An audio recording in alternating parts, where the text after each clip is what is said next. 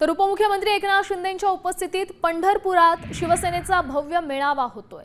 या मेळाव्यात काँग्रेस नेते भगीरथ भालके, पंढरपूरच्या नगराध्यक्ष प्रणिता भालके शिंदे सेनेत प्रवेश करणार आहेत। या मेळाव्याची शिंदे सेनेकडून जय्यत तयारी सुरू करण्यात आली।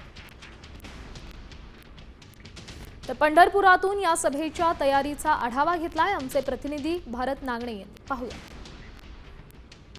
सोलापूर जिल्ह्यामध्ये शिवसेनेचे एकनाथ शिंदे यांनी या ठिकाणी आपली आता ताकद वाढवण्याचा प्रयत्न सुरू केलेला आहे। त्याचाच एक भाग म्हणून आज पंढरपूरमध्ये अनेक नेते, मोठे पदाधिकारी आज शिवसेनेमध्ये प्रवेश करणार आहेत। काँग्रेसचे नेते भगीरथ भालके, पंढरपूरच्या नगराध्यक्षा प्रणिता भालके आणि राष्ट्रवादी काँग्रेस शरदचंद्र पवार पक्षाचे नेते अनिल सावंत हे प्रमुख पदाधिकारी, पंचायत समितीचे सदस्य, नगरसेवक आणि जिल्हा परिषद सदस्य देखील आज एकनाथ शिंदे यांच्या उपस्थितीमध्ये शिवसेनेमध्ये प्रवेश करतायत। त्यामुळे कुठेतरी आता सोलापूर जिल्ह्यामध्ये शिवसेनेची ताकद आता वाढताना दिसते आहे।